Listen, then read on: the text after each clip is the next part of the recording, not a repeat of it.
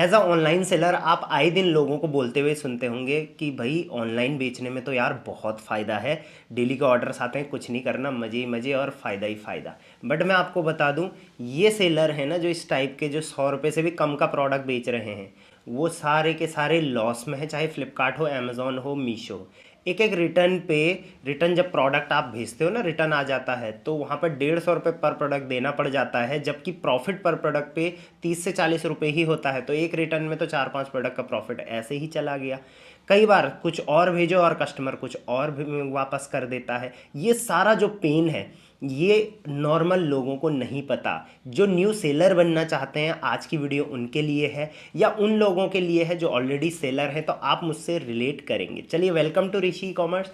आई am Rishi. सीधे video को start करूंगा और आज की वीडियो, जैसे आप थंबनेल से समझ गए होंगे, वो है ई कॉमर्स के मिथ्स पर। मतलब कि ई कॉमर्स को लेके लोगों के अंदर इंडिया में जो अंधविश्वास है, या फिर मिथ्स को आप कुछ भी बोल सकते हैं, अंधविश्वास या गलतफहमी जो है लोगों के अंदर, उसको आज क्रैक करने की कोशिश करूंगा। और हो सकता है इनमें से कई गलतफहमियां आपको भी हों, वो आज सारी दूर होने वाली है। सो टोटल 11 मिथ्स की आज मैं यहाँ पर बात करूंगा, और जो 10वां और 11वां है ना, वो सुनकर तो आप बोलोगे यार ये तो मैं ही सोचता था, शायद मैंने ये वीडियो देख के सही काम किया है। तो चलिए, पहला मिथ जो लोगों के अंदर है, जो मैंने आपको अभी बताया, वो है कि ऑनलाइन बेचने में बहुत फ़ायदा है। लेकिन आज भी इंडिया में 60% सेलर्स को तो ये भी नहीं पता कि वो प्रॉफिट में है या लॉस में है। वो जस्ट लोगों को देखकर ई कॉमर्स में आ गए हैं, बेचना शुरू करा है, प्रॉफिट लॉस का उन्हें पता ही नहीं है। रिकन्सिलिएशन पेमेंट्स का और अकाउंट का कैसे होता है मंथली, उन्हें अंदाज़ा नहीं है। और अगर आप करोगे भी रिकन्सिलिएशन, तो आपको पता चलेगा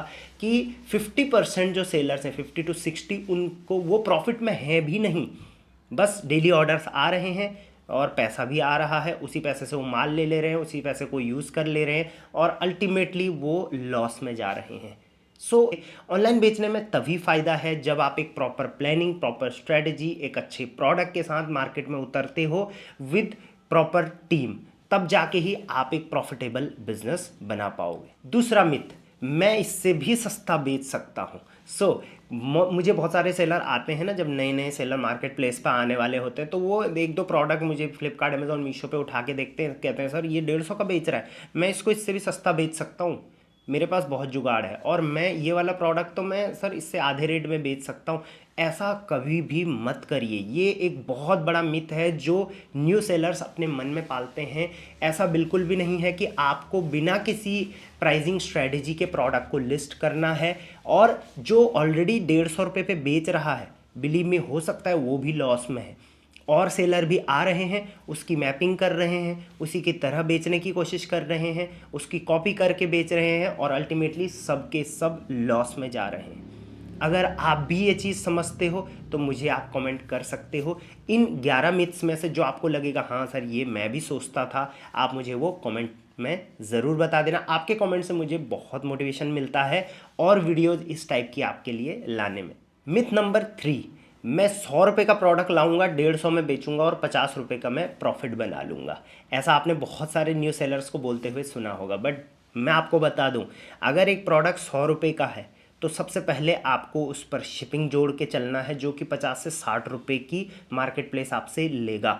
उसके बाद आपको जीएसटी भी देना पड़ेगा, उसके बाद कमीशन भी देना पड़ेगा, उसके बाद रिटर्न्स भी आएंगे, एड्स भी लगाओगे, प्रमोशन भी होगा, कुछ मिस शिपमेंट भी होगा, कुछ डैमेज भी आएंगे, कुछ मिस भी हो जाएंगे प्रोडक्ट। इन सब का रीइंबर्स करके 100 रुपये का प्रोडक्ट अगर आप 299 या 349 तक बेचते हो, तब जाके विद 15% से भी नीचे का रिटर्न रेट, तब आप उसमें प्रॉफिट बना सकते हो। अदरवाइज 100 का 150 में बेचने के चक्कर में अल्टीमेटली आप देखोगे 100 प्रोडक्ट बेचने के बाद आप प्रॉफिट में नहीं, लॉस में बेच रहे हो। मैं चाहूँगा मेरी ये वीडियो आप हर उन सेलर्स तक भेजें जो ऐसा बोलते हैं और आपको डेली बोलते हुए ऐसा दिखते हैं, और आप उन्हें जवाब नहीं दे पाते हो। ये वीडियो शायद उनके लिए एक जवाब हो सकता है। मेरे पिछले 10 साल का ई कॉमर्स एक्सपीरियंस ये कहता है कि ये जितने भी मिथ्स मैंने लिखे हैं, ये मैंने लोगों से सुने हैं, और आज भी मैं आए दिन सुनते रहता हूँ। चलिए, मिथ नंबर 4 इज़ ज़्यादा ऑर्डर इज इक्वल टू ज़्यादा प्रॉफिट। नहीं, ऐसा नहीं है। अगर आपके प्रोडक्ट की प्राइसिंग सही है, अगर आपका रिटर्न परसेंटेज लो है, अगर आपके प्रोडक्ट की रैंकिंग अच्छी है, उस पर कम एड्स चला के भी आप अच्छा कर पा रहे हो, प्रमोशन ज़्यादा लगाने की ज़रूरत नहीं पड़ रही है, तब आप ज़्यादा ऑर्डर्स के साथ ज़्यादा प्रॉफिट ले सकते हो। लेकिन अगर आप सोचते हो कि मैं जितने ज़्यादा ऑर्डर करूँगा उतना ज़्यादा प्रॉफिट होगा, ऐसा बिल्कुल भी नहीं है। मैंने लोगों को 100 ऑर्डर्स करने के बाद भी, डेली के 100 ऑर्डर्स लॉस में जाते हुए देखा है मंथली। सो डिपेंड ये नहीं करता कि आपके ऑर्डर्स कितने आ रहे हैं, डिपेंड ये करता है कि आप पर ऑर्डर पर, यूनिट लेवल पर कितना प्रॉफिट कमा रहे हो। यूनिट इकोनॉमिक्स बोलते हैं एक जो टाइप होती है, तो वो अगर आपकी सही है पर प्रोडक्ट पे, तभी आप प्रॉफिट बनाओगे। अदरवाइज आप 500 200 600 कितने भी ऑर्डर्स डेली के ले आओ, आप प्रॉफिट नहीं बना सकते। सो प्राइसिंग सही से कर लेना। रिटर्न परसेंटेज सबसे इंपॉर्टेंट चीज़ कम रखना, क्योंकि रिवर्स शिपिंग चार्जेस जो है मार्केट प्लेस का वो बहुत ज़्यादा लगता है, तो इस चीज़ का खास ख्याल रखना। मिथ नंबर 5, सिर्फ लिस्टिंग कर दूंगा और ऑर्डर्स आ जाएंगे। नहीं भाई, ऐसा नहीं होता है। हाँ देखिए, मार्केट प्लेस के 3 स्टेप्स होते हैं। पहला स्टेप जहाँ पर आप लिस्टिंग करते हो और ऑर्डर्स आ जाएंगे बहुत आसानी से, वो है मीशो मार्केट प्लेस। फ्लिपकार्ट पर थोड़ा आपको एफर्ट्स करने पड़ेंगे, थोड़ा एसईओ करना पड़ेगा। अमेजोन पर आपको एक ब्रांडिंग लेवल तक एसईओ करना पड़ेगा। तो तीनों मार्केट प्लेस का लेवल अलग अलग होता है। अब अगर आप ये सोचते हो कि मेरे पे भाई बहुत सारे प्रोडक्ट्स हैं, मेरे पे आइडिया है, ये प्रोडक्ट लूँगा और लिस्ट ही तो करना है, लिस्ट करूँगा और ऑर्डर आने लग जाएंगे। बट मैं लोगों को जब देखता हूँ अकाउंट उनके, उन्होंने लिस्ट कर दिए हैं 50 प्रोडक्ट, 100 प्रोडक्ट, 500 प्रोडक्ट, और आज भी वो 1-2 ऑर्डर पर डे ले रहे हैं और उनको ज़्यादा ऑर्डर्स नहीं आ रहे हैं।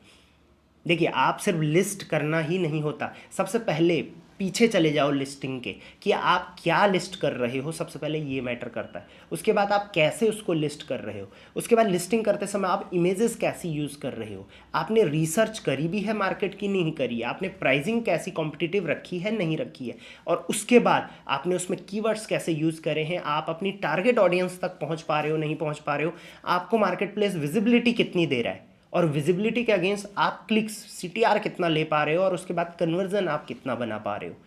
ये सारी चीज़ें जब मिलके एक साथ आती है तब आपको ऑर्डर्स आते हैं। सिर्फ लिस्टिंग कर देने से ऑर्डर्स आ जाएंगे, ये एक बहुत बड़ा मिथ है मार्केट प्लेस का। नेक्स्ट, मिथ नंबर 6, ये शायद आप में से जितने भी ऑलरेडी एग्जिस्टिंग सेलर है ना, उनका मिथ है, और वो है एड्स चलाना सिर्फ पैसे की बर्बादी होती है।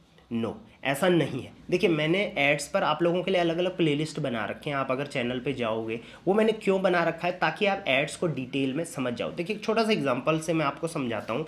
मान के चलिए आप अभी 50,000 रुपये की सेल कर रहे हैं बिना एड्स के, राइट। अब मैं आपको बोलता हूँ आप मुझे 1,000 रुपये दो और मैं आपको 10,000 रुपये की सेल ला के दूंगा इसके बदले, तो आप इस पर अग्री करेंगे या नहीं करेंगे? डेफिनेटली आप बोलोगे यार 1,000 रुपये दे के कोई हमें 10,000 की सेल ला के देगा तो ये हमें करना चाहिए। एग्जैक्टली सेम एड्स के थ्रू होता है। आज भी मार्केट प्लेस पे जब आप कोई प्रोडक्ट सर्च करोगे ना, तो टॉप में रिजल्ट्स स्पॉन्सर्ड होते हैं, एड्स के थ्रू आते हैं। एड्स, बड़े ब्रांड्स डेली का उनका एड्स बजट लाखों में होता है। आपको भी अपने लेवल पर, आप एक नए सेलर हैं तो एटलीस्ट देखिए, मार्केट प्लेस 300 रुपये पर डे से भी आप एड्स चला सकते हो मार्केट प्लेस पे। सो ऐसा नहीं कि मार्केट प्लेस पे आपको बहुत ज़्यादा एड्स बजट की ज़रूरत होती है।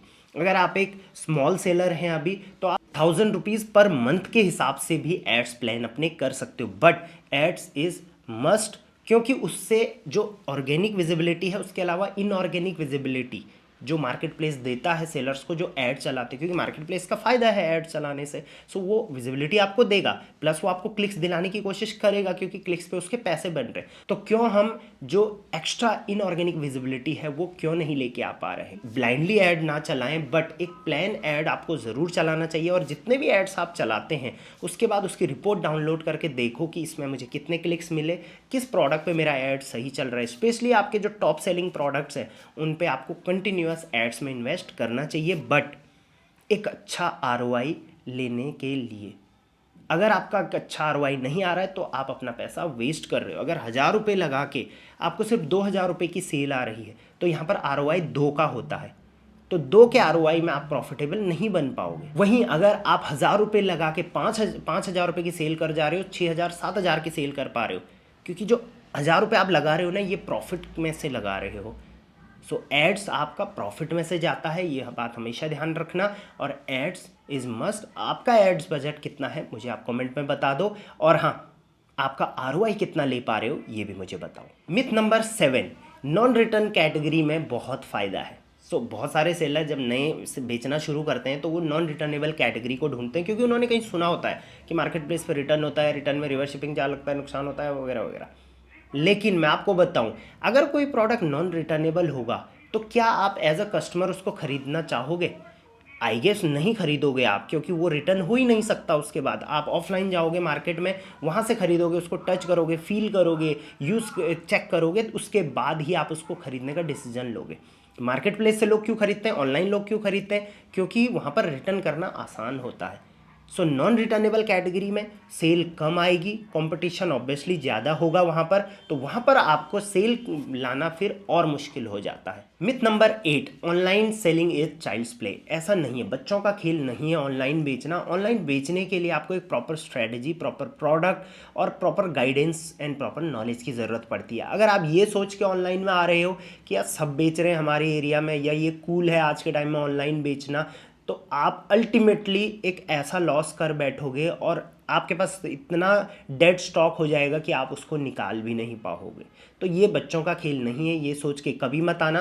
पहले आप किसी के पास जाके सीखो, उसके बाद आप ई कॉमर्स बिजनेस में आओ। मिथ नंबर 9, ये एक बहुत अच्छी चीज़ मैं आपको बताने वाला हूँ। और मिथ क्या है वो मैं आपको बताऊँ कि ऑनलाइन सेलिंग के लिए डॉक्यूमेंटेशन और जीएसटी का यार बहुत ज़्यादा झाड़ है। मैंने जीएसटी का स्पेशली लोगों को बहुत ऐसा बोलते हुए सुना है, स्पेशली बहुत सारे ऐसे लोग जो ऑफलाइन बेचते हैं ऑलरेडी, और मैं उनको जब ऑनलाइन बेचने की बात करता हूँ तो वो जीएसटी का यहाँ पर मेरे को बहाना दे देते हैं। बट मैं आपको बताता हूँ कि अगर आप जीएसटी बनाते हो, देखिए जीएसटी फ्री में बनता है। ऑनलाइन आप जाओ gst.gov पे, फ्री में बन जा रहा है, पहली चीज़। दूसरी चीज़, अगर आप किसी बनवाते भी हो तो वो 1000-1500 में जीएसटी बना देता है, दूसरी चीज़। तीसरी चीज़ कि आप अगर जीएसटी के साथ ऑनलाइन बिजनेस शुरू करते हो तो जब सेलिंग नहीं होगी तो आपको कोई भी जीएसटी पे करने की ज़रूरत नहीं पड़ती है। और जो भी जीएसटी आप देखिए कहीं से प्रोडक्ट लोगे तो वहाँ पर इंक्लूडिंग जीएसटी दोगे, फिर आप मार्केट प्लेस पर सेल करोगे, वहाँ जीएसटी लोगे, तो वो कैंसिल होके आपको मंथली जीएसटी ज़्यादा पे करने की ज़रूरत नहीं पड़ती, आपको इनपुट क्रेडिट भी मिल जाता है वहाँ पर। सो बस आप ये सोचो कि आप उस कैटेगरी में जाओ जहाँ पर थोड़ा जीएसटी स्लैब लो हो इनिशियली, और उसके बाद आपको मंथली जीएसटी फाइलिंग की ज़रूरत पड़ेगी। 500 रुपये पर मंथ में कोई भी सीए आपके लिए कर देगा। तो इसमें झाड़ कहाँ पर है? और जब कल के टाइम में आपको लगेगा कि मुझे जीएसटी के साथ काम नहीं करना है तो आप उसे सरेंडर कर दीजिए, वहाँ से आपका काम बंद हो जाएगा। दूसरी चीज़ डॉक्यूमेंटेशन। सबको लगता है कि ऑनलाइन सेलिंग में बहुत डॉक्यूमेंटेशन की ज़रूरत है। नो, सिर्फ एक बैंक अकाउंट, जो कि मुझे बहुत सारे लोग बोलते हैं सर करेंट अकाउंट लगेगा, नहीं, सेविंग अकाउंट से स्टार्ट हो सकता है। एक सेविंग अकाउंट और एक जीएसटी, सिर्फ 2 चीज़ें, 2 डॉक्यूमेंटेशन के साथ आप ई कॉमर्स ऑनलाइन बिजनेस कर सकते हो। हाँ, अगर आप किसी ऐसी कैटेगरी में बेचना चाहते हो जैसे ब्यूटी प्रोडक्ट या फिर फूड कैटेगरी, तो उसमें एक्स्ट्रा लाइसेंसिंग वगैरह की ज़रूरत तो देखिए पड़ेगी। बट अगर आप जैसे क्लोथिंग में जा रहे हो या लाइफस्टाइल कैटेगरी के फुटवेयर में जा रहे हो, किसी में भी, तो डॉक्यूमेंटेशन की ज़रूरत तो है ही नहीं। अब आ गए हम लोग अपने 10वें और 11वें मिथ पे, जो मैंने बोला था बहुत इंटरेस्टिंग है। तो 10वां मिथ बताऊँ आपको क्या है? I have a unique product.